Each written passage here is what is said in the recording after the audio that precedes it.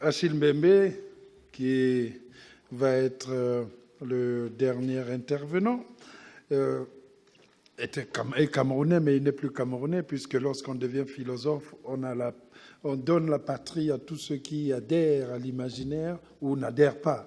Depuis son ouvrage intitulé « De la post-colonie », traduit ici en France en 2000, et publié en France en 2000 aux éditions Cartala.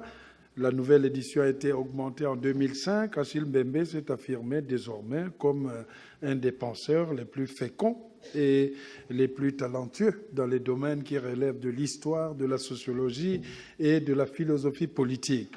Il n'a donc cessé de questionner la nature des rapports de l'Occident avec l'Afrique, traversée par ce qu'il appelle une culture de la violence.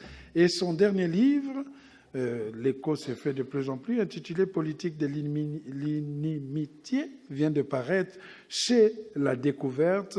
C'est avec plaisir aussi que j'ai accepté l'invitation qu'il m'a faite ce samedi 7 mai d'aller le présenter avec lui le 7 mai là, au musée d'Aper à partir de 14h30. C'est donc non seulement avec joie que je le reçois, parce que ce n'est pas toujours facile de mettre la main sur Achille Mbembe, à tel point que je reçois plus de coups de fil, non pas pour me demander je viens, mais pour me dire mais comment tu as fait pour l'avoir. Donc voilà. Eh bien, on a tout fait pour l'avoir. J'ai des techniques, voilà, j'ai pu l'avoir ici, qu'il viendra maintenant nous parler de ces sujet très intéressant sur l'afropolitanisme et l'afrofuturisme. On a entendu les afrodescendants, les afro... Maintenant, on va écouter le théoricien qui va certainement nous en apprendre des choses. Après, je vous ferai une petite surprise de 3 minutes après qu'il aura parlé. Et puis, puisque le temps passait trop, eh bien, c'est l'animateur qui diminuera sa conclusion. Ah bon ? Oh mais non, faites pas semblant pour me faire plaisir. Mesdames et messieurs, mon grand ami et grand professeur, Achille Mbembe. Bon alors, puisque Alain a des problèmes avec des termes comme afropolitanisme, afrofuturisme et ainsi de suite, je crois que le prochain livre portera plutôt sur Petit Piment.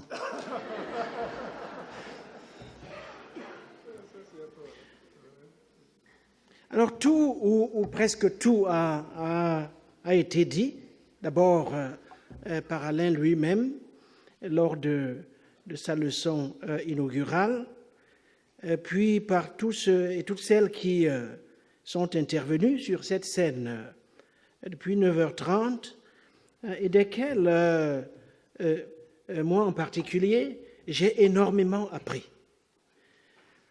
Du coup, il n'y a presque plus rien à dire. Mais puisqu'il faut tout de même dire quelque chose, je vais me contenter de quelques miettes, de quelques restes et de quelques fragments. Je dirais pour commencer qu'il y a des signes qui ne trompent guère. Des signes avant-coureurs qui indiquent clairement que quelque chose se prépare, même si ce quelque chose n'a pas encore de nom. Souleymane, qui est assis au premier rang ici, et moi-même étions ici au mois de janvier à l'invitation du ministre des Affaires étrangères d'alors, M. Fabius, à l'occasion de la Nuit des idées. Plus de 15 000 personnes avaient alors défilé au Quai d'Orsay. Peu après, Alain a donné sa leçon inaugurale ici même, dans cette vieille institution qu'il a occupée, comme vous l'avez tous vu, sans complexe, élégamment, mais surtout à la manière d'un ouragan. Et pour ceux d'entre nous qui nous intéressons au devenir de cette institution, il n'est pas exagéré d'affirmer qu'il y aura désormais un avant et un après Mabankou, ce qui n'en fait cependant pas encore l'équivalent du Christ.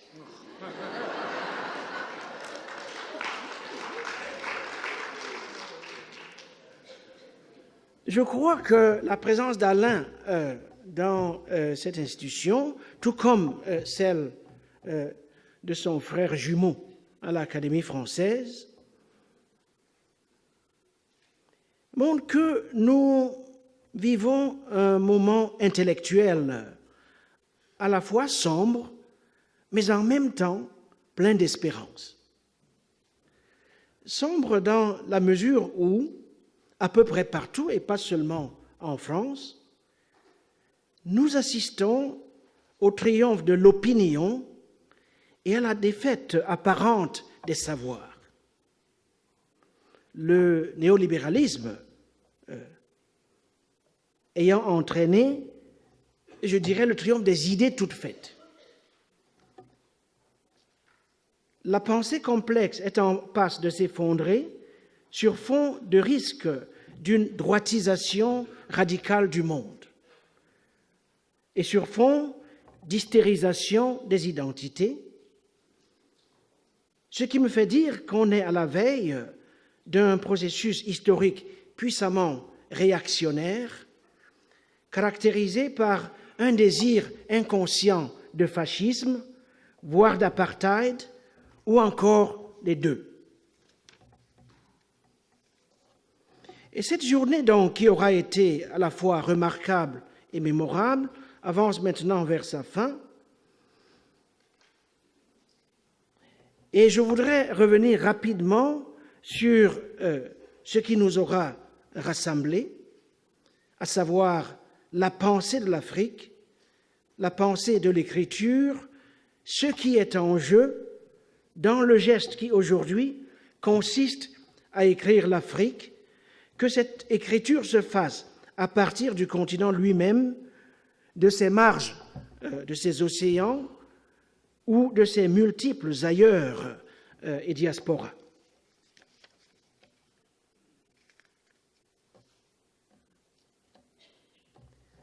Or, cette question n'est pas neuve.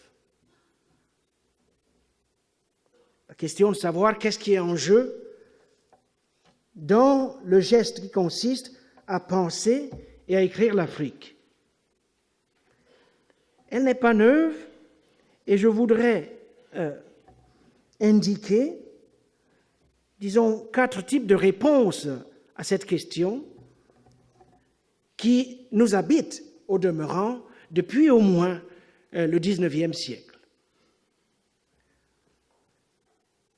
Nous avons, quand je dis nous, je m'inscris dans cette longue lignée, nous avons écrit et pensé l'Afrique, premièrement, dans le but de rétablir un nom. L'Afrique ayant été revêtue d'un masque,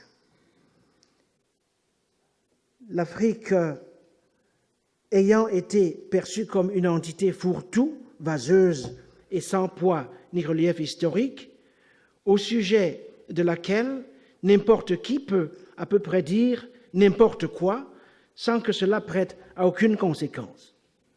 Et donc, il fallait réhabiliter le nom.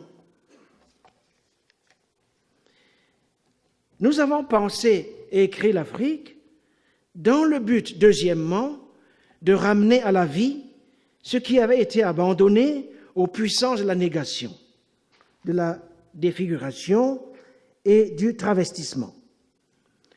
Troisièmement, nous avons écrit et pensé l'Afrique dans le but de réouvrir l'accès au gisement du futur. D'abord, le futur de l'humanité, ce que Glissant appelait le tout-monde, mais surtout le futur de ceux et celles-là dont il était difficile de dire quelle était la part de l'humain et quelle était celle de la chose ou de l'objet.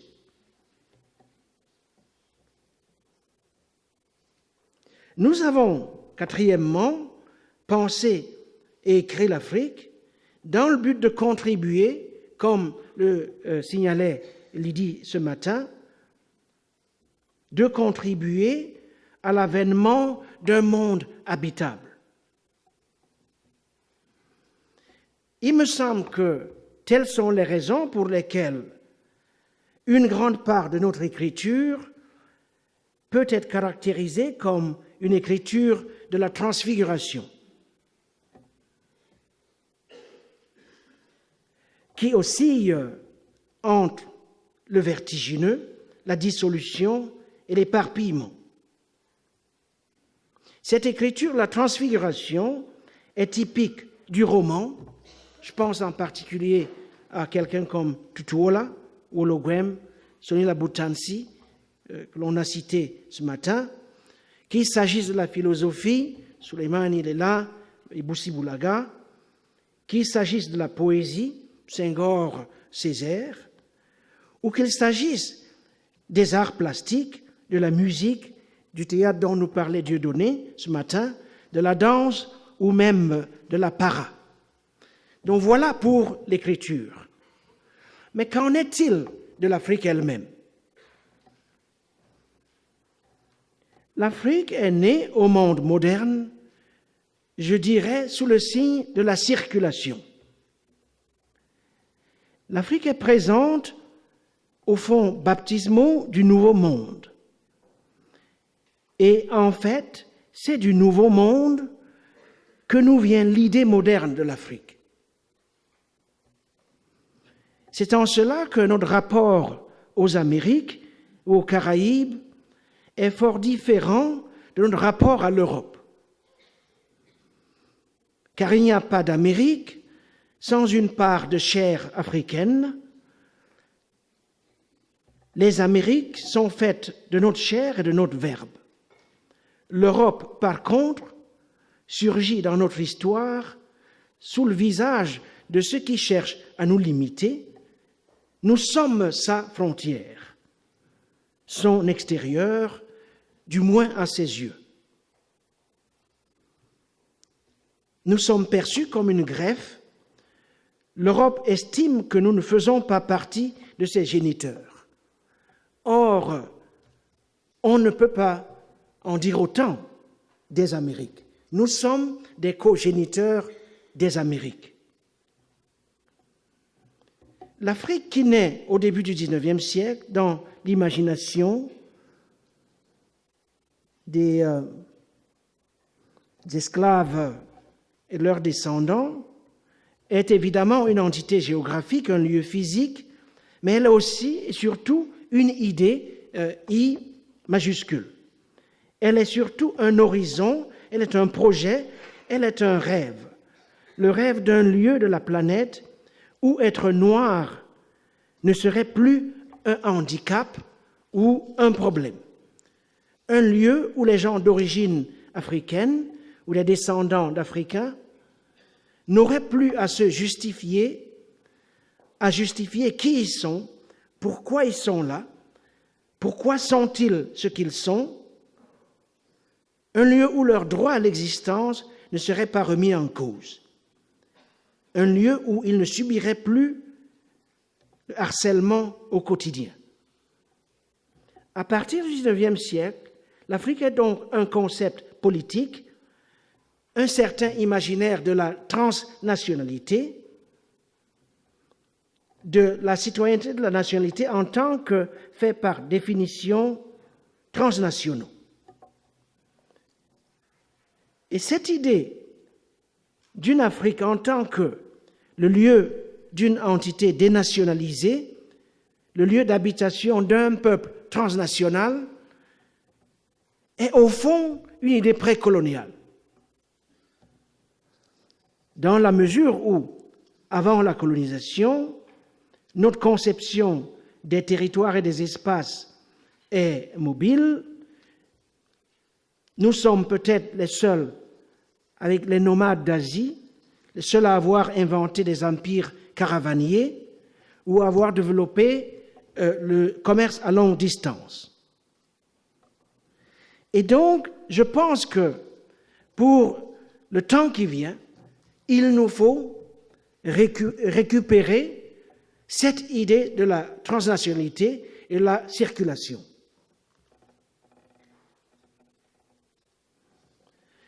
Je vais dire 2 autres mots sur l'Afrique et avancer vers la conclusion. Évidemment, pour ceux qui s'intéressent au désastre, à la dictature,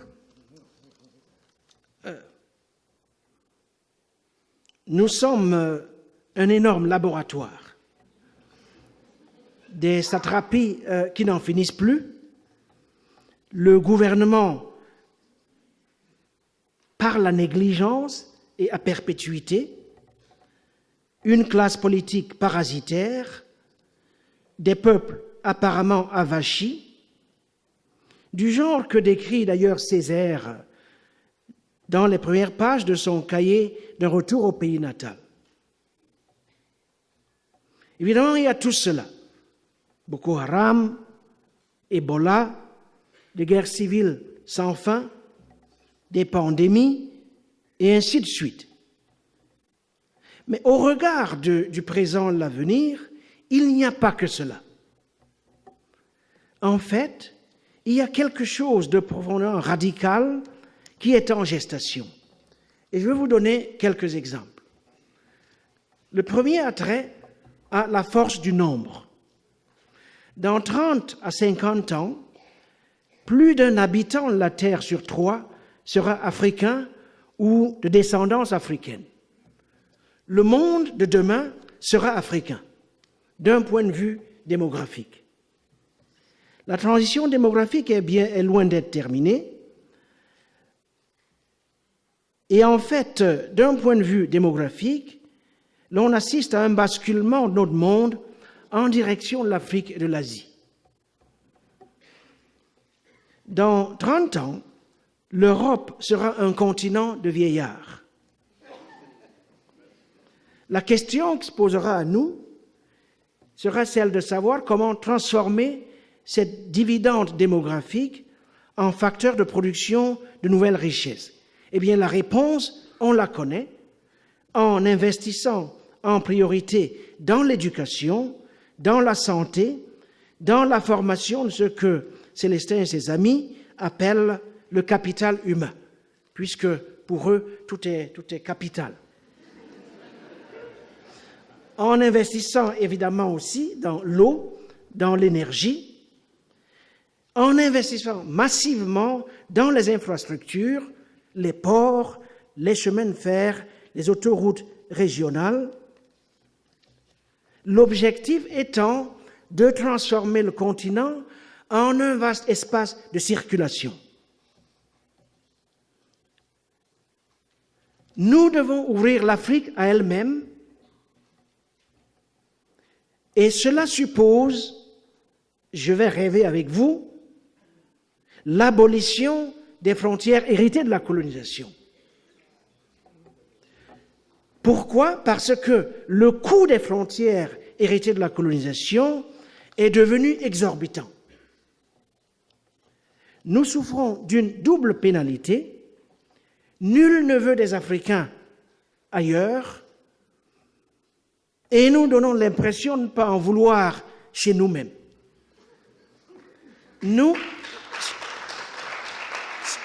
Cela ne peut pas continuer. Cela ne peut tout simplement pas continuer. Nous disposons de l'un des continents les plus massifs au monde. Si vous prenez l'avion à Dakar le matin à 8 heures, vous arriverez au Cap après un vol d'à peu près une journée. 12 heures de temps, non-stop.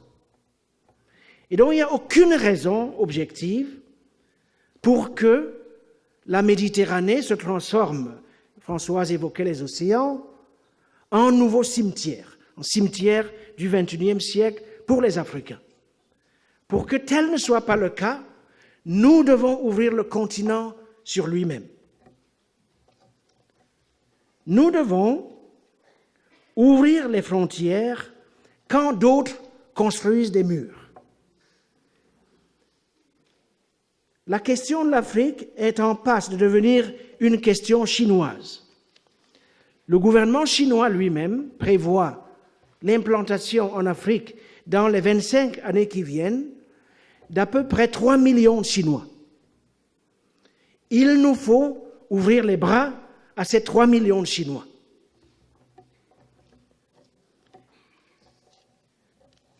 Il nous faut observer de très près les recompositions spatiales et urbaines qui ont cours et qui s'accompagnent de l'émergence de grands corridors métropolitains qui, à s'y méprendre, fonctionnent de plus en plus sur le modèle de véritables cités-États. Je pense par exemple au gros couloir métropolitain qui relie Lagos à Accra et à Lomé. Je pense également à Johannesburg, à Kinshasa ou aux grandes conglomérations urbaines telles que Luanda.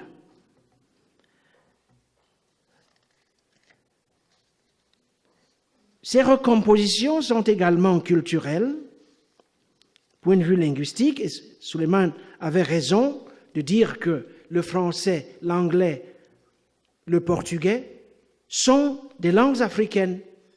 Combien de temps faut-il avoir pratiqué une langue pour qu'elle s'inculture, qu'elle devienne la vôtre?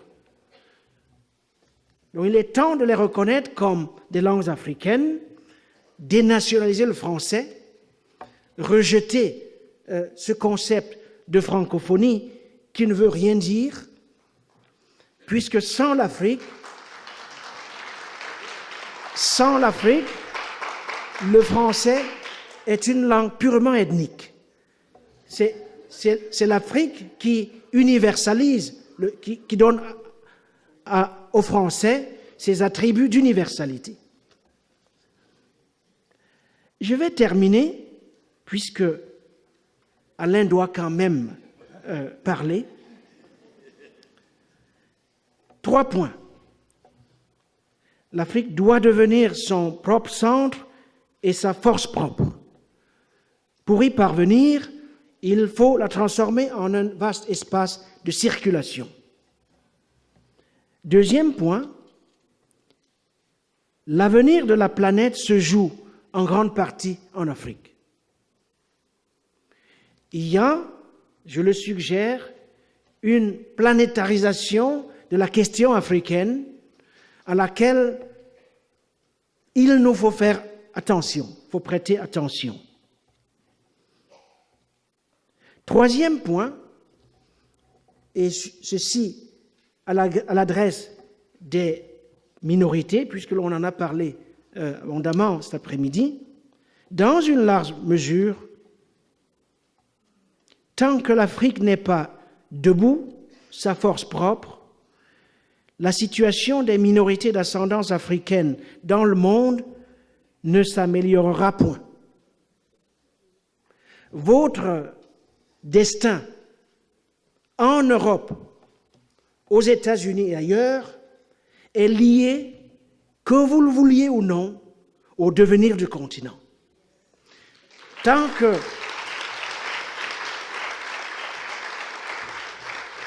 le continent est à genoux, votre humanité pleine et entière sera toujours remise en question où que vous soyez.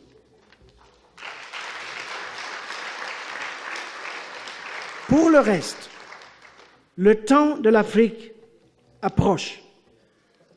Il n'adviendra peut-être pas de notre vivant, mais c'est à en précipiter l'avènement que l'écriture et la pensée africaine sont appelées. Et alors qu'Alain se prépare à clôturer cette remarquable journée, vous conviendrez avec moi qu'aujourd'hui, nous avons ensemble fait un grand pas en avant dans cette direction. Merci beaucoup.